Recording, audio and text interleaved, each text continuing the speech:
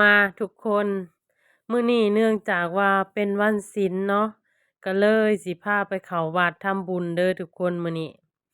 มาเด้อมาเอาบุญนำกันมื้อนี้หันสิพาไปไหว้พระธาตุโพนบ้านโพนเมืองไซภูทองแขวงสะหวรรณเขตตอนข้อยไปก็สิประมาณ11โมงนี่แหละทุกคน11โมงปลายๆเนาะตอนที่ว่าไป เพื่อไปฮอดพุ่นก็ประมาณ12โมงแล้วล่ะบรรยากาศก็สิประมาณนี้ทุกคนหลังจากว่าเฮาจอดรถแล้วเนาะเพราะว่าข้อยหันขี่รถจักรมาทุกคนหลังจากว่าจอดรถแล้วเฮาก็สิย่างเข้าวัดบรรยากาศวัดก็สงบเงียบเนาะแล้วก็สิมีเพิ่นวางขายดอกไม้ธูปเทียนตามทางเข้าอันหนึ่งก็10,000อันหนึ่ง5,000เนาะตัวที่ข้อยจับหาอันหนึ่ง5,000แต่ว่าคันหมากเป่งน่ะคู่ละ20บ่คือว่าประมาณนี้แหละตามที่ข้อยถามเบิ่งอะนะหลังจากนั้นก็จ่ายเงินเนาะจ่ายเงินแล้วก็รอเงินทอนทุกคนเนื่องจากว่ามานำกัน2คนข้อยก็เลยเอาดอกไม้2อันเนาะแต่ว่าลืมเอาศีลมาทุกคนเพราะว่าเวลาเราเข้าไปกราบทางในหั้นนะต้องได้นุ่งศีลเข้าเนาะแต่แต่ว่าในวัดของเพิ่นก็มีให้เช่าอยู่ดอกทุกคนเราก็ย่างคืนไปทางหลังพู้นนะทางหลังหั้นมันสิมีบ่อนให้เช่าสำหรับคนที่จะมาแกะหรือว่ามาบ๊ะก็สามารถแบบว่าเว้านำเพิ่นได้เลยทุกคนเพราะว่ามันจะมีพวกที่ว่าเขาเจ้าถ่ายรูปแล้วเขาเจ้ารับเขียนรับเขียนให้เราหั้นนะแบบว่าเราอยากบ๊ะเกี่ยวกับหยังเขาเจ้าจะเขียนให้แล้วเขาเจ้าจะพาเราไปเอาขันอิหยังนะแต่ว่าข้อยหั้นมื้อนี้หาบ่ได้บ๊ะแบบว่ามากราบซื่อๆน่ะก็เลยว่ากำลังว่าจะไปเช่าศีลนะทุกคนเพราะว่าเราเข้าทางในเพิ่นให้นุ่งศีลเข้าทุกกรณีเนาะบ่มีอันนั้นเพราะว่าลืมเอาไปแต่บ้านก็เลยต้อง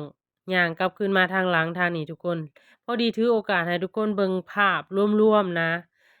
วัดของเพิ่นก็สะอาดสะอ้านเนาะทุ่งหยอกทุ่งยางอิหยังก็บ่มีแล้วก็เป็นวัดที่ว่าเทคอนกรีตเบิดเลยทุกคนเพราะว่ามันเป็นแหล่งท่องเที่ยวเนาะเป็นแหล่งท่องเที่ยวที่ว่าขึ้นชื่อของเมืองไชภูทองเฮาเนาะหลังจากนั้นเฮาก็สิมาเช่าศีลทุกคนเช่าศีลก็บ่แพงเด้อทุกคนราคาตามที่ถามเพิ่นน่ะพื้นหนึ่ง5,000กีบเนาะพื้นหนึ่ง5,000กีบข้อยก็ได้เช่ามา2พื้นเพราะว่ามานำกัน2คนก็เลือกเป็นสีชมพูได้ทุกคนข้อยเพราะว่าข้อยใส่สูทมาแบบนี้เนาะข้อยก็เลยว่าเลือกสีชมพูให้มันแมตช์กันกับเสื้อนะบ่ฮู้ว่ามันเข้ากันบ่ทุกคนลองเบิ่งนำกันดูทุกคนว่ามันเข้ากันบ่เพราะว่าข้อยเลือกสีชมพูเนาะหลังจากนั้นเราก็มาจ่ายเงินแล้วก็ป้อนลงในบาตรนี่ทุกคนเพราะว่าข้อยหั้นจ่ายใบ20ไปข้อยก็เลยทอนเอาหั้นน่ะทอนเอาใบ10,000เพราะว่าอันศีลน่ะพื้นหนึ่ง5,000เนาะ หลังจากนั้นเราก็สิมาใส่ศีลทุกคนเด้หลังจากที่ว่าข้อยใส่ศีลแล้วก็สิเป็นอุปุอยู่แหน่เนาะจักหน่อยบ่ว่ากันเด้อทุกคนเพราะว่าข้อยหั้นกำลังลดอยู่เนาะข้อยกำลังพยายามลดหุ่นตัวเองอยู่ตอนนี้หั้นน้ำหนักขึ้นมาจะ60แล้วทุกคน58 59แล้วตอนนี้หลังจากที่ว่าเราได้อิหยังมาแล้วเราก็สิมาจูดเนาะจูดธูปที่ว่าเราจะถือเข้าไปหั้นนะเพิ่นก็สิมีเป็นจุดอันให้เราจูดธูปแบบนี้เนาะเราก็ถือโอกาสมาจูดธูป จุดหลังจากจุดธูปแล้วบางคนเขาเจ้าก็จะเวียนหั้นนะทุกคนเวียนพระธาตุนั้น3รอบแต่ว่าข้อยหั้นบ่ได้เวียนเนาะข้อยถือโอกาสกราบเลยทุกคนข้อยบ่ได้เวียนถือโอกาสแบบว่าอธิษฐานขอพรเลยสำหรับผู้ใดอยากมาหั้นนะทุกคนให้มาช่วงวันศีลเด้อให้มาช่วงวันศีลถ้าวันศีลใหญ่วันศีล8วันศีลใหญ่แน่นี่น่ะ มันจะขอพรแล้วมันจะสำเร็จผลทุกคนถ้าเฮามาเป็นวันศีลเป็นวันอันนี้นะมันจะสำเร็จแต่ถ้าว่าเฮามาเป็นวันปกติก็สำเร็จอยู่แต่ว่าอยากช้าหั้นนะถ้าเฮาอยากเห็นผลไวคือเฮาต้องมาวันศีลใหญ่ทุกคนหลังจากนั้นก็สิพากันเข้าไปเลยเนาะเด้ทุกคนบรรยากาศก็สิประมาณนี้คนหาบ่ทันหลายปานใดคนยังบ่หลายปานใดตอนข้อยไปหาคนบ่หลายปานใด นี่แม่น พระธาตุเด้อทุกคน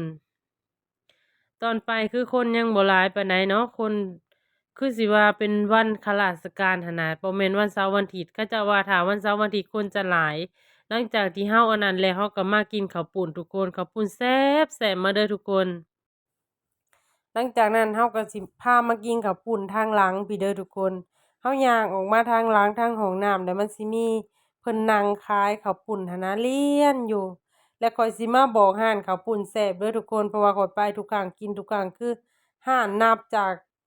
เทื่อแรกไปร้านที่3เด้อทุกคนแซ่บหลาย